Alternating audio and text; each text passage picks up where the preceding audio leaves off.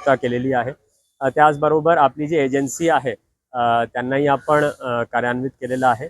जे भटके कुत्र्यांच्या पकडण्याच्या, जे रॅबिट डॉग्स आहेत त्यांना पकडून इथे आणण्याचे काम, त्याचबरोबर एरिया स्टरलायझेशन म्हणजे एक एक एरिया पकडून तिथे कुत्र्यांचं निर्बीजीकरण करणं, ह्या 3-4 प्रकारची जी ॲक्टिव्हिटीज आहे ते आपल्याला लवकरात लवकर सुरू करायचे, म्हणून त्याकरिता आज व्हिजिट केली।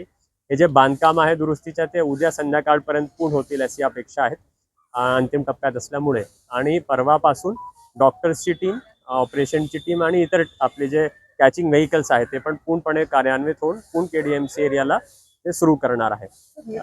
निर्बीजीकरण केलं जातं, मात्र ही संख्या वाढते कशी? याच्या जर आपण पाठीमागे गणितमध्ये गेलो तर आपल्याला वार्षिक सहजासहजी 18,000 ते 20,000 कुत्र्यांच्या निर्बीजीकरण करायला हवं। त्याकरिता आपली जी कॅपॅसिटी होती ते अगोदर कमी होती, ते आता आपण वाढवलेली आहे। आणि एजन्सीला पण आपण त्याचा टार्गेट देतोय की 40 ते 50 कुत्र्यांचे ऑपरेशन दररोज करायचे, म्हणजे तसे 1500 कुत्र्यांच्या महिना आणि 17 ते 18,000 कुत्र्यांच्या वार्षिक आपण हे केला तर आपल्याकडे आपल्या हद्दीत 70-80 हजार कुत्र्यांची संख्या जर पकडली आपण ढोबळ मनाने, तर पुढच्या 4-5 वर्षात आपल्याला याला बोलतो ॲक्टिव्ह स्टरलायझेशन म्हणजे जोरात निर्बीजीकरण एक एक एरिया घेऊन आपण केला तर कुत्र्यांची लोकसंख्यामध्ये वाढ होणार नाही, त्याचा आपण एक हे केलेलं आहे। त्याचबरोबर आपण वॅक्सिनेशनचा पण एक ड्राईव्ह घेतो, म्हणजे कुत्र्यांच्या वॅक्सिनेशन त्याकरिताही 1-2 NGOज बरोबर आपण टाईअप केलेलं आहे आणि त्यांच्याबरोबरही आपण येणाऱ्या कार्यकाळात काम करणार आहोत। सर, ज्या पद्धतीने 24 तासात शेकडो लोकांना चावले, तर त्याच्यासाठी आपत्कालीन व्यवस्था काय? कारण अजूनही ते कुत्रे फिरतात, ते मात्र कॅच करण्यासाठी अजूनही कुठलं पद्धत दिसत नाही। जे आपली कालची एक बातमी होती त्या अनुषंगाने एक खुलासा करू इच्छितो की म्हणजे काल अशी बातमी आली की 100 ते 150 माणसाला एक कुत्र्याने चावला, त्याची वस्तुस्थिती नाही आहे। एका एरियामध्ये एक कुत्र्याने 12 ते 15 माणसाला चावला, मात्र ते पण संख्या जास्त आहेत, म्हणून काल रात्री माझी टीम इथे आहे तर रात्री 2 वाजता ते रॅबिट डॉगला आपण पकडलेलं आहे। आणि आज सकाळी पण एक ठिकाणी अशी घटना घडत असल्यामुळे तिथे कॅचिंगची टीम गेलेली आहे। जसं मी सांगितलं की परवापासून रेग्युलर ऑपरेशन्स इथे चालू होणार आहे। माननीय महापौर मॅडमनी पण त्याचे निर्देश दिलेले आहेत। परवापासून आपली टीम्सची संख्या पण वाढेल, डॉक्टर्सची संख्या पण इथे उपस्थित होणार आहे आणि त्याप्रमाणे पुढील कार्यकाळात आपण जलद गतीने यावर नियंत्रण आणण्यासाठी काम करूया। सर, आमच्या समोर 27 पेशंट होते, 70 जणांची नोंद आतापर्यंत रुक्मिणी रुग्णालयात आहे आणि आपण सांगतात 10 ते 12 दिवस। नाही, मी एक जे कुत्रा जे काल रात्री पकडण्यात आला एका क्षेत्रातला म्हणजे त्यांनी चावलं त्याची संख्या आहे, तसे पूर्ण केडीएमसी एरियात इतरही पेशंट्स असू शकतात, त्याची माहिती घेऊन मी त्याच्यावर जी काही रुग्णालयात 100हून अधिक डॉगबाईट झालेल्यांची नोंद होती रुग्णांची काल रात्रीपर्यंत। आज पुन्हा सकाळी 5 ते 6 लोकांना डॉगबाईट झालेलं आहे।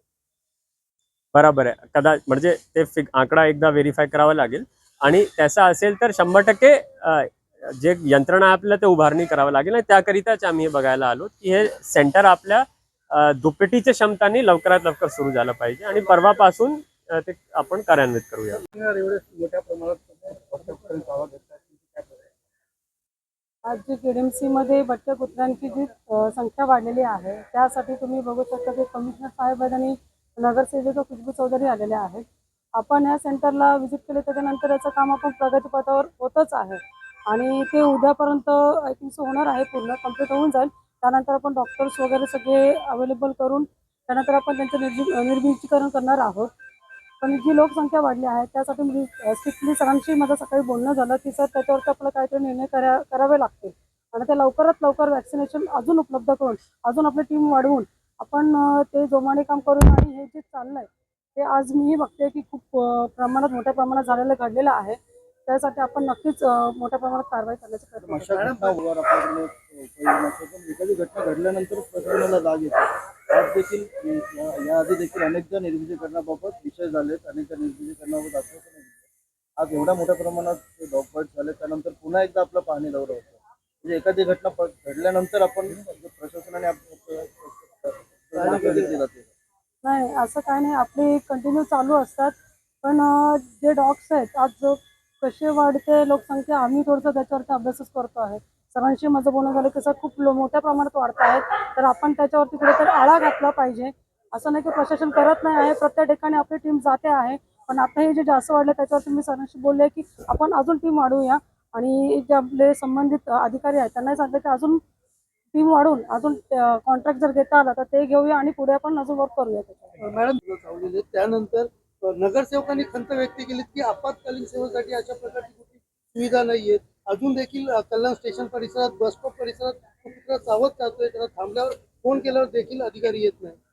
मी जेव्हा मला सांगितलं गेलं की बस स्टॉपच्या इथे कुत्रा आहे त्यावेळेसच मी फोन केला की तुम्ही आत्ताच्या ते इथे गाडी पाठवा, ते आता गेलेले असतील. नक्कीच कारवाई करण्यात येईल प्रत्येक गोष्टी.